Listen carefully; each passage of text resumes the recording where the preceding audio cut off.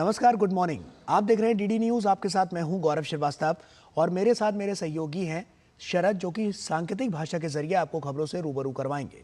तो खबरों की शुरुआत करें उससे पहले एक नजर इस वक्त की हेडलाइंस पर। बिहार के कटिहार में दर्दनाक सड़क हादसा, कार और ट्रैक्टर की आमने सामने की टक्कर में 8 लोगों की मौत, 2 घायल।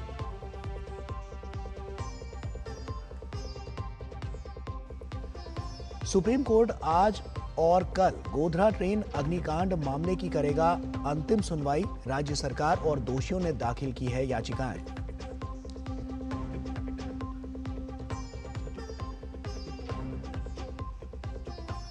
Global access to talent from India foundation का शुभारंभ आज डॉक्टर एस जयशंकर के साथ जर्मनी, जापान, इटली और यूरोपीय संघ के राजदूत रखेंगे विचार।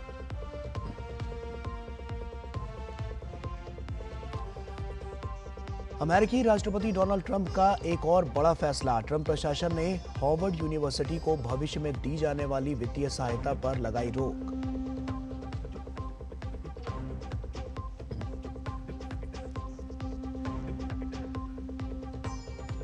और तैराकी का पावर हाउस माने जाने वाले कर्नाटक के तैराकों ने खेलो इंडिया यूथ गेम्स में दिखाया दम।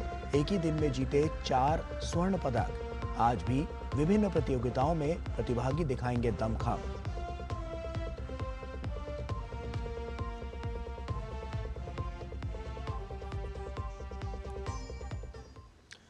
और आइए अब खबरों की शुरुआत करते हैं। बिहार के कटिहार में समेली प्रखंड कार्यालय के पास राष्ट्रीय राजमार्ग 31 पर एक एसयूवी और ट्रैक्टर की आमने सामने टक्कर हो गई। हादसे में 8 लोगों की मौत हो गई और 2 अन्य घायल हो गए। कार में सवार यात्री शादी समारोह से लौट रहे थे जब NH 31 पर समेली ब्लॉक कार्यालय के पास ये दुर्घटना हुई। कटिहार के पुलिस SP वैभव शर्मा ने बताया कि सभी मृतक पुरुष थे और वे SUV कार में यात्रा कर रहे थे। उन्होंने बताया कि हादसा उस समय हुआ जब सामने से आ रहे ट्रैक्टर की इनकी कार से टक्कर हो गई। सुप्रीम कोर्ट 2002 के गोधरा ट्रेन आगजनी मामले में आज और कल अंतिम सुनवाई करेगा। इस दौरान गुजरात उच्च न्यायालय के 2017 के आदेश के खिलाफ गुजरात सरकार और कई अन्य दोषियों द्वारा दायर अपीलों पर सुनवाई होगी।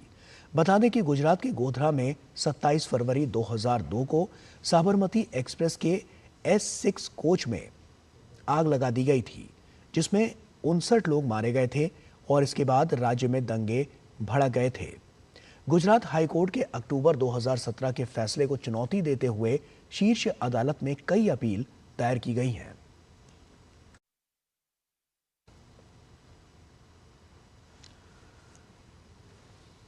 और वहीं global access to talent from India कार्यक्रम का आज शुभारंभ होगा और इस कार्यक्रम में मुख्य अतिथि के रूप में विदेश मंत्री डॉक्टर एस जयशंकर हिस्सा लेंगे।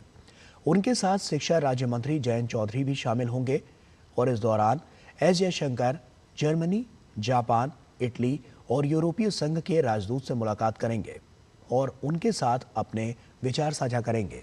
वहीं विदेश सचिव विक्रम मिस्री भारत सरकार के मुख्य वक्ता के रूप में इस कार्यक्रम में भाग लेंगे। पहलगाम हमले के बाद पाकिस्तान के साथ बढ़े तनाव के बीच भारतीय नौसेना और DRDO ने सोमवार को स्वदेशी रूप से डिजाइन और विकसित मल्टी इन्फ्लुएंस ग्राउंड माइन का सफलतापूर्वक परीक्षण किया। ये प्रणाली भारतीय नौसेना की समुद्री युद्ध क्षमताओं को और बढ़ाएगी। रक्षा मंत्री राजनाथ सिंह ने DRDO, भारतीय नौसेना व रक्षा उद्योग जगत की सराहना करते हुए कहा कि ये प्रणाली भारतीय नौसेना की समुद्री युद्धक क्षमताओं को और सशक्त बनाएगी।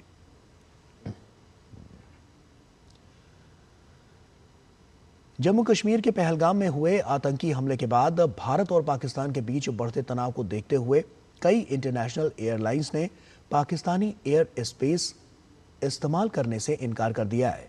एयरलाइंस के बयानों और फ्लाइट ट्रैकर डेटा के अनुसार पाकिस्तान के एयर स्पेस से परहेज करने वाली प्रमुख एयरलाइन कंपनियों में air France, British Airways, Swiss international airlines और जर्मनी की लुफ्थांसा शामिल है।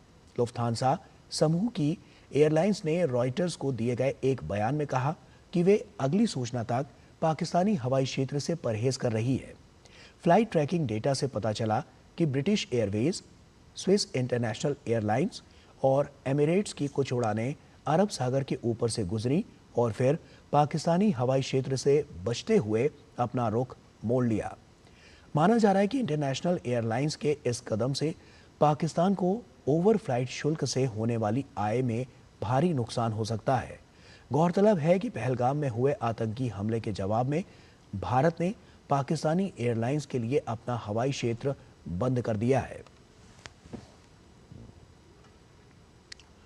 और केंद्रीय गृह मंत्रालय ने देश के 244 चिन्हित सिविल डिफेंस जिलों में 7 मई 2025 को सिविल डिफेंस अभ्यास और रिहर्सल आयोजित करने का निर्णय लिया है। यह अभ्यास गांव स्तर तक आयोजित किया जाएगा।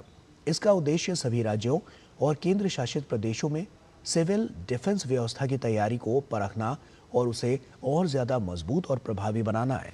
सबसे पहले एयर रेड वार्निंग सायरन को चालू किया जाएगा।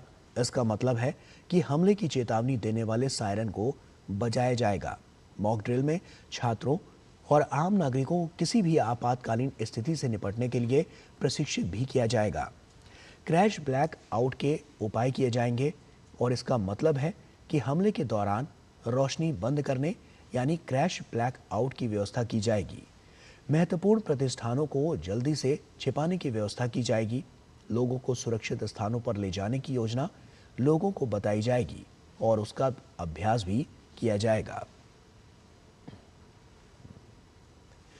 जजों की नियुक्ति प्रक्रिया में पारदर्शिता को लेकर सुप्रीम कोर्ट ने बड़ा कदम उठाया है। सुप्रीम कोर्ट 9 नवंबर 2022 से 5 मई 2025 तक हाई कोर्ट में जजों की नियुक्ति की पूरी प्रक्रिया की जानकारी सुप्रीम कोर्ट की वेबसाइट पर अपलोड कर दी है, जिसमें बताया गया है कि जिन जजों की नियुक्ति हुई है क्या वो किसी सिटिंग रिटायर्ड जज से जुड़े तो नहीं है। और इसके अलावा सुप्रीम कोर्ट के सभी जजों की संपत्ति की जानकारी भी सुप्रीम कोर्ट की वेबसाइट पर अपलोड होगी। 1 अप्रैल को हुई फुल कोर्ट की मीटिंग में यह फैसला लिया गया है। जिन जजों की संपत्ति की जानकारी पहले ही मिल गई है वो वेबसाइट पर डाली जा चुकी है। पश्चिम बंगाल के मुर्शिदाबाद जिले में हुई हिंसा में अपने पिता और भाई को खोने वाले समर्थ दास ने कलकत्ता उच्च न्यायालय में याचिका दायर कर सीबीआई जांच और सीएपीएफ द्वारा परिवार की सुरक्षा की मांग की है।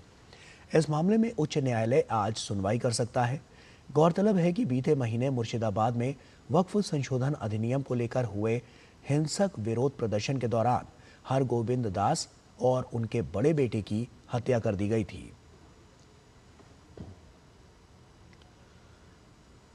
महात्मा बुद्ध के अवशेषों की हांगकांग में होने वाली नीलामी ने भारत सहित दुनिया भर में बौद्ध धर्म को मानने वालों को नाराज कर दिया है।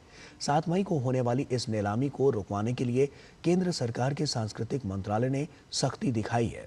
संस्कृति मंत्रालय ने नीलामी को रोकने के लिए कड़े कदम उठाए हैं। पुरातात्विक धरोहरों में शामिल होने के चलते इनकी बिक्री प्रतिबंधित है और इसी का सहारा लेते हुए महात्मा बुद्ध से संबंधित ऐतिहासिक धरोहरों की नीलामी को रोकने के लिए सरकार ने कानून का सहारा लेते हुए नोटिस जारी किया है। संस्कृति मंत्रालय ने ट्वीट कर यह जानकारी दी है। ये नीलामी हांगकांग के सोथबीथ में होनी है। महात्मा बुद्ध से संबंधित इन अवशेषों की कीमत लगभग 100 करोड़ बताई जा रही है। गौरतलब है कि अवशेष भगवान बुद्ध की जन्मभूमि कपिलवस्तु के पिपरावा स्तूप की खुदाई में मिले थे। और वहीं अमेरिकी राष्ट्रपति डोनाल्ड ट्रंप ने एक और बड़ा फैसला किया है।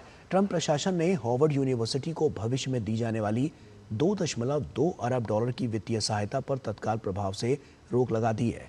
ट्रंप ने इसे संघीय कानून का उल्लंघन बताते हुए कहा कि ऐसी यूनिवर्सिटी को सरकारी फंडिंग का अधिकार नहीं है। ट्रंप ने राष्ट्रपति बनने के बाद हार्वर्ड यूनिवर्सिटी को मिलने वाले फंड की समीक्षा शुरू कर दी थी। इसके साथ ही ट्रंप सरकार ने हार्वर्ड को कुछ नीतिगत बदलाव करने को कहा था, जिसका पालन नहीं करने पर फंडिंग रोकने की धमकी दी थी। और यह मामला तब और गरमाया जब हार्वर्ड के प्रोफेसर्स ने ट्रंप के खिलाफ मुकदमा दर्ज कराते हुए इसे असंवैधानिक और यूनिवर्सिटी की स्वायत्तता पर हमला बताया। तैराकी का पावर हाउस माने जाने वाले कर्नाटक ने अपेक्षित प्रदर्शन करते हुए गया के बीपाड स्विमिंग पूल में आयोजित प्रतियोगिता में 7 में से 4 स्वर्ण पदक जीतकर पदक तालिका में शीर्ष स्थान पर जगह बना ली। गया में अदिति सतीश हेगड़े ने लड़कियों की 50 मीटर फ्री स्टाइल में स्वर्ण पदक जीतकर गत चैंपियन महाराष्ट्र के अभियान की विजयी शुरुआत की।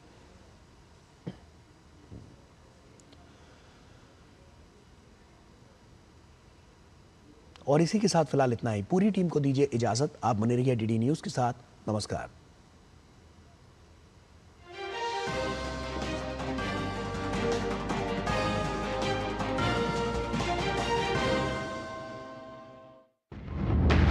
झूठ से भी खतरनाक होता है अधूरा सच, और वैसे ही खतरनाक होती है अधूरी खबर, क्योंकि हर खबर के साथ जुड़ा होता है उसका इतिहास, वर्तमान और भविष्य। देखिए हर बड़ी खबर जिसमें होगा तथ्य, तर्क और सबूत। देखिए पूरा सच प्रखर श्रीवास्तव के साथ सोमवार से शुक्रवार शाम 7:30 बजे सिर्फ डीडी न्यूज पर।